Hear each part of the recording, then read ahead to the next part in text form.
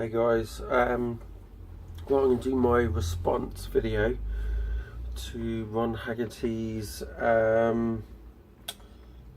overrated and underrated albums, or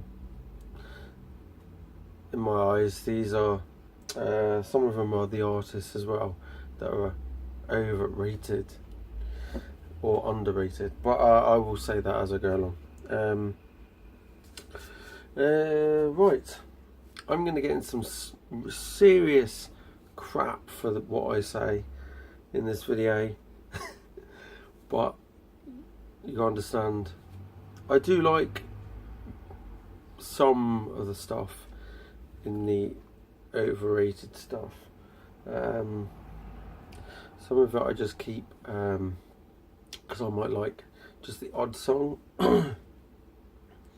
But and then there's there's 5 obviously here that I think are totally underrated and should get better praise because they are pretty good or very good. Right, here we go. See how many boos I get for this. I'll probably get down my comments, boo, boo, boo, boo, especially for this one. You ready? This is I'm going to do the overrated. Right? First one's going to be, Van Halen's first album. In my eyes, do you know, I've just listened to this again and my headache got worse. Okay, it's got Running with the Devil. It's got Eruption. It's got Ain't Talking About Love. That's it. That's all I'm interested in. The rest of the songs are very mediocre, boring. Some of the songs on there could actually be on some of the really crap Aerosmith albums from the late 70s, actually.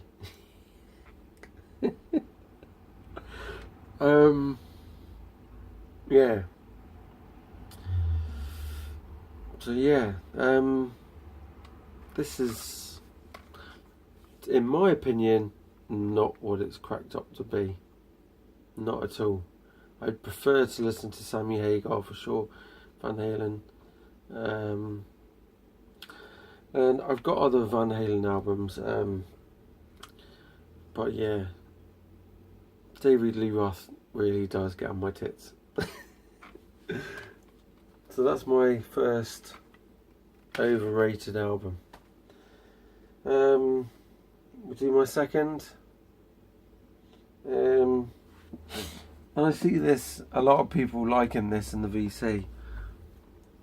And I listened to it. I've had this album for years, 25 years, and I listened to it last night and I thought that's definitely going on my overrated list, and it is Motley Crue's Theatre of Pain. Yeah, the artwork's pretty cool, and I like how the band are on the back. That's pretty cool. There's only one song on here that I like, that I really like, and that's Home Sweet Home. The rest is just mediocre, pretty shit. I'm sorry, but I do like Motley Crue in the 80s, big time. Or, you know, I'd say Girls, Girls, Girls is alright. The first 2 albums, awesome. But this, nah, definitely not. So yeah, Theatre of Pain, my second overrated album. Maybe I should have had a bin over there. I got pew. Next overrated album is gonna be, actually, I pulled out too many overrated albums. What I'll do is going to put that one over there. I'm not going to tell you what it is because I've already done his one of his bands. Right. No, his band. One band he's from. Next overrated album. Oh, why is there someone trying to phone me? Bugger off. Right. Next overrated album is going to be, for me, Deep Purple's In Rock. Now, I like the cover. The cover's amazing. And the title In Rock is awesome. But this thing, I love Machine Head.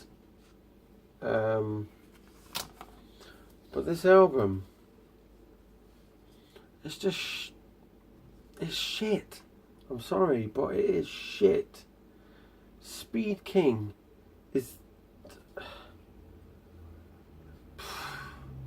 Speed King's the only good song I like. Child in Time is just... Oh, for fuck's sake, just get to the end, please. Oh, we'll skip it.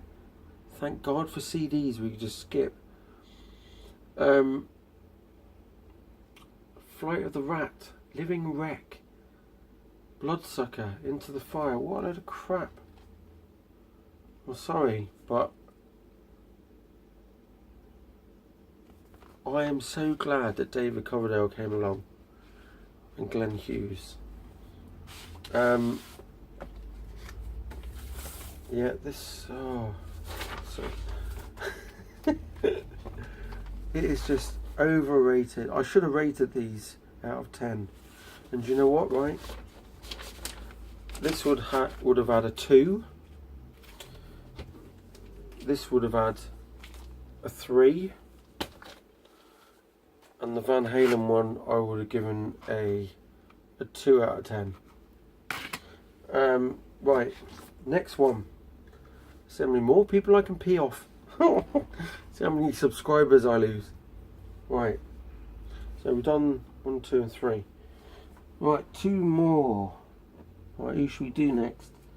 I'm going to do this one.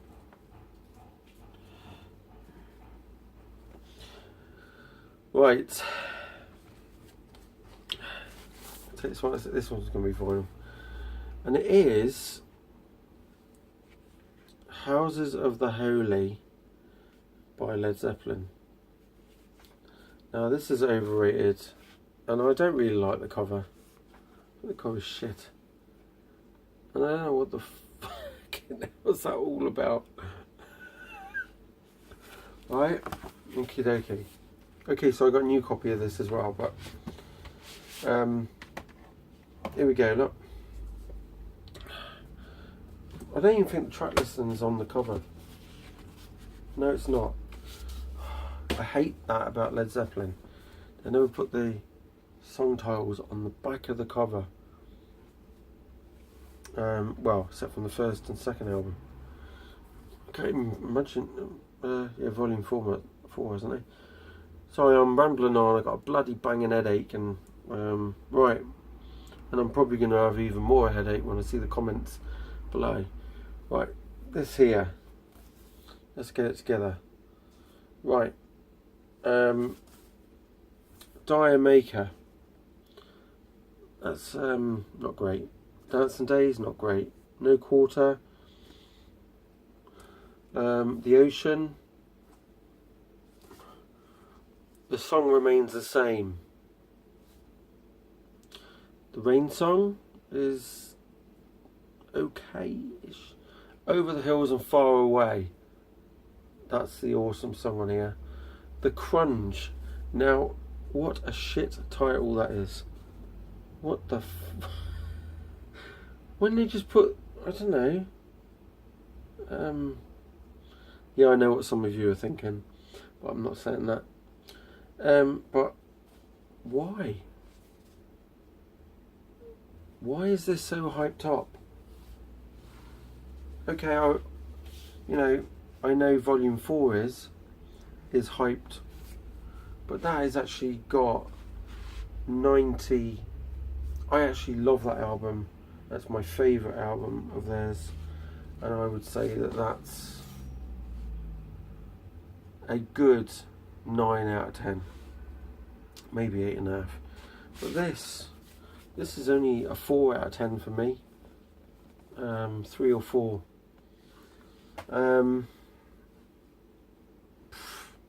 I think I actually prefer to go out and buy greatest hits of Led Zeppelin, because buying all the albums, there's only usually 1 or 2 songs on each one that I like. Right, now for the last of the overrated drivel. I will get so much stick for this. I have quite a few copies of this. This is a very well known band, and yeah, I do love their stuff loads, but this is overrated just because it just reminds me of how Led Zeppelin albums are. You get 1 or 2, maybe 3 really good songs on something, and the other 75 or 70% of the album is shit. And it is Sgt. Pepper's Lonely Hearts Club Band by the Beatles. Yeah, and I love all this. I love this cover. Love, you know, Sgt. Pepper is okay. Little Help from My Friends is okay. Lucy in the Sky with Diamonds is awesome. Fixing a Hole, fuck it now. She's Leaving Home. With You, Without You. Shit. Lovely Rita, load of rubbish. When I'm 64 is as boring as anything. Been played too much. Good Morning, Good Morning. Nah, no thanks. Then we got A Day in the Life, which is the best song on this for sure. That is the best song on here. A Day in the Life. That is an amazing song, and I love it. But other than those 2 really good songs, I'd go out and buy best of than buy that. And I have got about 5 or 6 copies of Sgt. Pepper, and that's just on vinyl. So, right, we're going to go to underrated, and the first one's going to be Motley Crue's self-titled album with John Corabi, which is an awesome album. There's probably only like 1 or 2 songs on here that are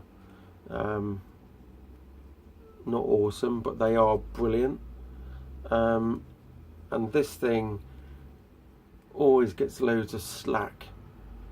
I think pure Motley Crue fans don't really like this so much, but it is amazing, and I wish they'd put it under a different name.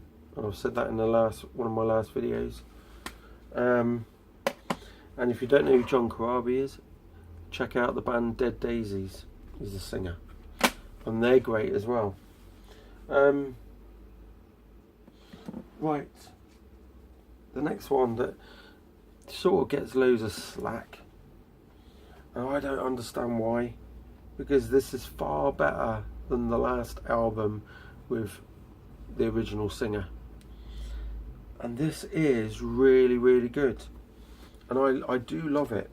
And it is Technical Ecstasy by Black Sabbath. And you listen to the song Backstreet Kids and You Won't Change Me, It's Alright, which is Bill Ward singing. Gypsy's okay. All Moving Parts is okay. Rock and Roll Doctor is brilliant. She's Gone is okay, good-ish. And Dirty Women is the standout track on that album for me. That is the Dogs Bollocks. See? I can say Dogs Bollocks. Yeah. Dirty Women. That is amazing. This is actually the 83 reissue, which I just noticed down there. Yeah, people should give this more of a chance. If there was a couple of songs replaced off of Never Say Die, which would be Junior's Eyes and